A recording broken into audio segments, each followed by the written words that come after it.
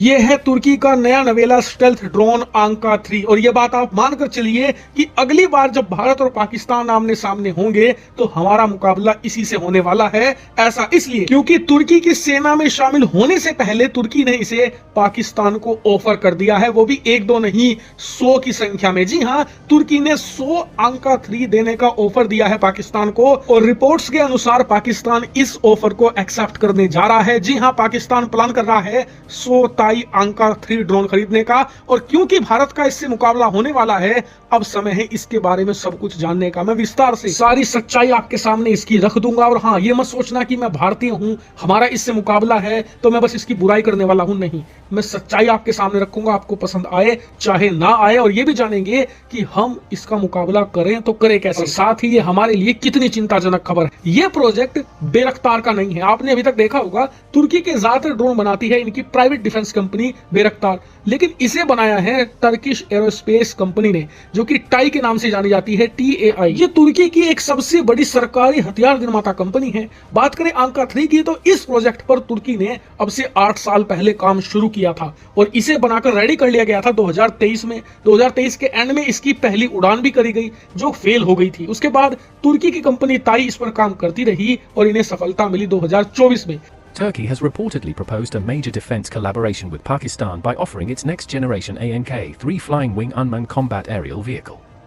What makes this offer particularly significant is Turkey's willingness to set up a complete local production line inside Pakistan, provided Islamabad agrees to purchase at least 100 units. Such large-scale procurement would not only boost Pakistan's unmanned fleet but also deepen Ankara-Islamabad defense ties, especially amid Turkey's ambitions to become a global UAV exporter. This development is emerging at a time when Pakistan's air warfare doctrine is undergoing a major transformation. The shift began after Operation Sindoor.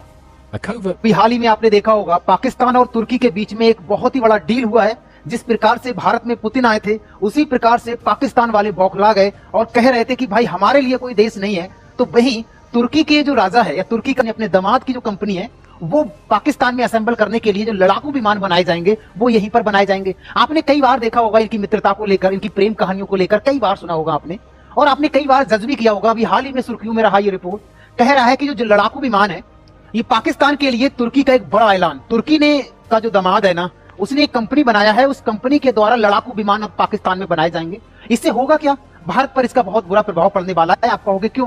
कारण ये है, जब अब पाकिस्तान खुद assemble करेगा लड़ाकू विमान तो वो जब चाहे तो भारत पर आक्रमण कर सकता है और इसका जाता स्वरूप हमको देखने को मिलता है। आपने कई बार देखा होगा जो सिंदूर अभी हुआ था, ऑपरेशन सिंदूर चलाया गया था, उसके अंतर्गत भी हमको कई सारे उर्जे पुर्जे मिले थे। जो लड़ाकू विमान था और उसकी मदद पाकिस्तान की किसने किया था? तुर्की ने किया था तब भी, और आज भी तुर्की वाला पाकिस्तान की मदद कर रहा है। और पाकिस्तान की इससे आर्थिक स्थिति तगड़ी होगी और भारत में नहीं पूरी दुनिया में डंका बजेगा पाकिस्तान का। क्यों? क्योंकि भाई वो बनाने रहा है लड़ाकू विमान, एक ऐसा लड़ाकू विमान बना रहा है उसमें पायलट का कोई जरूरत नहीं है।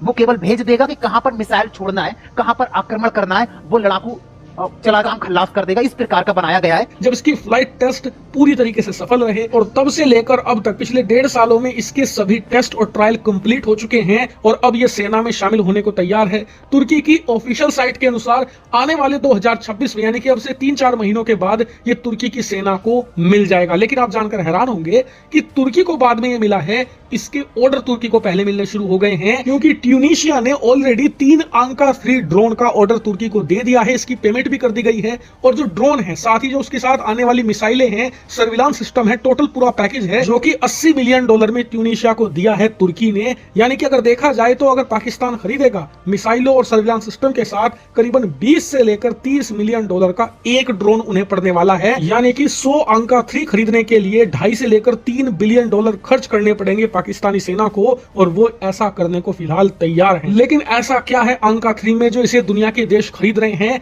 तुर्की को भी मिलने से पहले? तो जानते हैं। सबसे पहले तो ये एक बड़ा ड्रोन है। अब तक जितने भी तुर्की के ड्रोन आते थे साइज में छोटे थे, लेकिन ये बड़ा है। लेकिन उसके बावजूद इसका रडार क्रॉस सेक्शन एक स्टेल्थ लड़ाकू विमान जितना है, यानी कि स्टेल्थ कैपेबिलिटी के साथ ये आता है। हार्ड पॉइंट इसके अंदर 2 हैं।